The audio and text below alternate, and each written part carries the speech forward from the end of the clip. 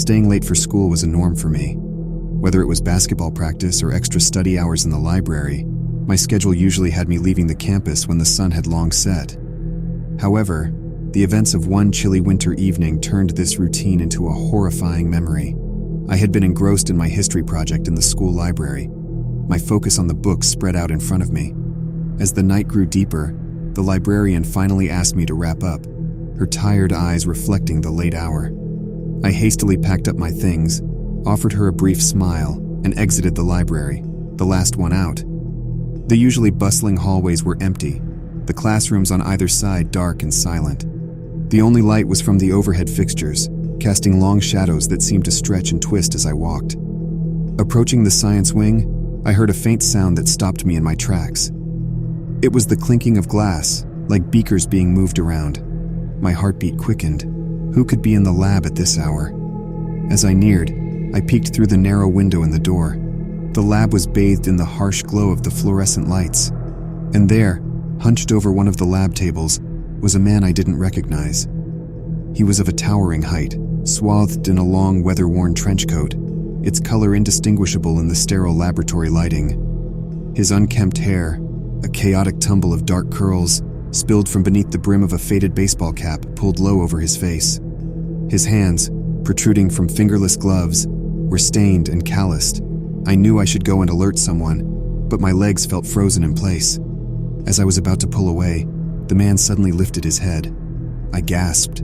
His face was rough, with a sharp gaze that sent shivers down my spine. He must have heard me because he suddenly turned and looked directly at the window. I recoiled, my heart pounding. He stood up straight, abandoning the lab equipment, and began walking toward the door. Panicked, I turned and fled down the hallway.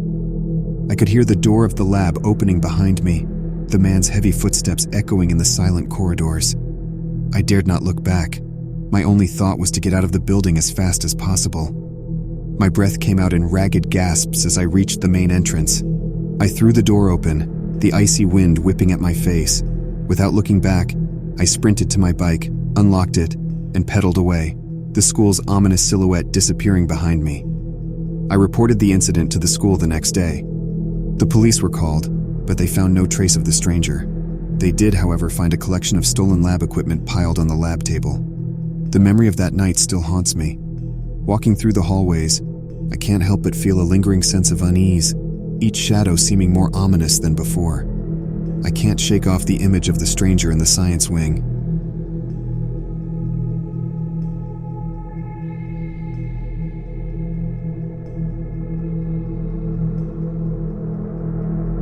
I worked the night shift as a janitor in a local high school, a grand old institution carrying the weight of a storied past. The walls of this venerable place had seen decades of students pass through, each leaving their own invisible mark.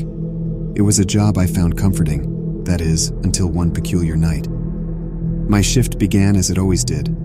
The teachers and staff had said their goodbyes, leaving the school to its peaceful nocturnal state. The echo of the front door lock clicking into place signaled the start of my night in solitude, or so it was supposed to be. I began my rounds in the quiet hallways, making my way towards the vintage gym. Its time-worn charm was oddly captivating, with its faded paint and creaky wooden floorboards. As I neared, an unusual sound echoed, the rhythmic thud of a bouncing basketball. Upon pushing the gym doors open, I was greeted by an unexpected sight. The overhead lights were on, revealing a lone basketball resting at the court's center. Puzzled, I picked up the ball, secured the gym, and continued on my way. As hours wore on, the silence of the school grew unnerving. Doors creaked open unprovoked, lights flickered in unsettling patterns, and chilly drafts seemed to flow through even the windowless corridors. But the most unsettling thing of all was the faint, growing whispering, a persistent murmur that echoed off the walls, growing louder as the night progressed. Intrigued yet apprehensive, I decided to find the source of the sound. The murmur guided me towards the basement, an unused fallout shelter filled with remnants of the past. The basement door opened onto descending stairs, a pit of dread forming in my stomach. Yet curiosity won over fear, and I ventured downwards. The faint whispering became a cacophonous hum. I switched on the light, illuminating an array of dusty, antiquated desks and equipment. Among the clutter was an old yearbook. As I approached, the whispers seemed to grow louder, urging me towards the book. Flipping open the weathered pages, I found a black and white photograph of a vintage girls' basketball team. One face among the lineup struck me as strangely familiar.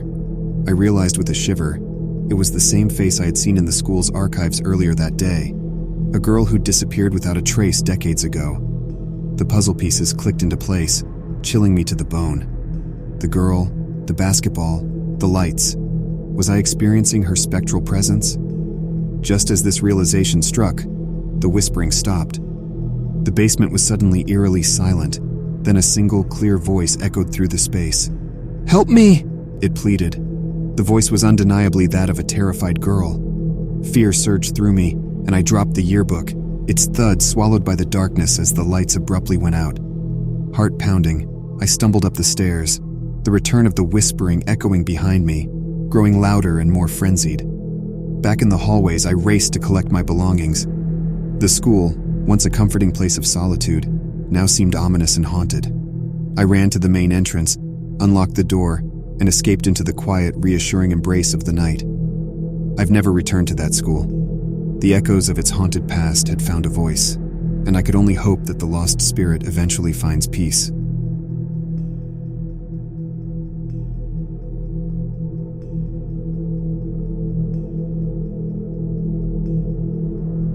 I was a typical high school student, my days generally filled with classes, sports practice, and socializing. But one specific day, a day that started as ordinary as any other, transformed into an unforgettable episode of fear and anxiety. In the middle of our third period physics class, the school's PA system suddenly came to life. The voice of our usually jovial principal sounded unusually grave. "This is a lockdown. I repeat, this is not a drill. Everyone, stay in your classrooms." A hushed silence fell over the room as the seriousness of the situation dawned on us. This was no drill. Mr. Davis, our physics teacher, immediately locked the door, lowered the blinds, and instructed us to move away from the windows into the corner of the room. As we sat in silence, each of us grappling with our fears and the enormity of the situation, my phone vibrated. A text from an unknown number read, "Are you safe?" Confused, I quickly scanned the room. All my classmates were accounted for. My fingers fumbled over the keyboard as I replied, "Who is this?" The response was immediate.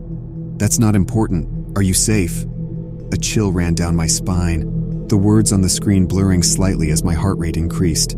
I responded, "Yes, we're locked in our classroom." The minutes ticked by with agonizing slowness. The room was eerily silent except for our collective shallow breaths and the distant hum of the ventilation system. Then my phone vibrated, jolting me out of the tense silence.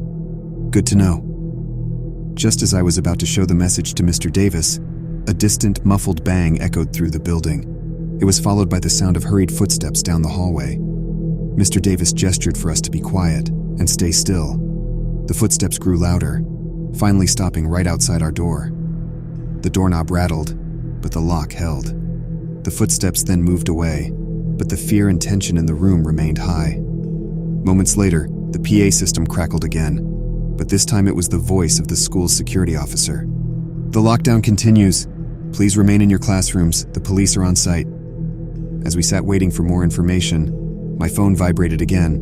The message read, "Let's make this interesting."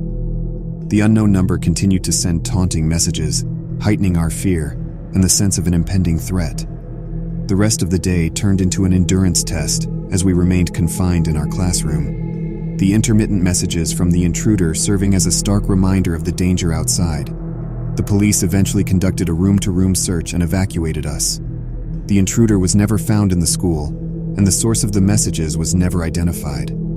That day remains as an indelible memory, a day when our safe haven was transformed into a maze of fear. It's a chilling reminder of the unpredictable nature of life, how a routine school day can suddenly take a frightening turn. Thanks for watching.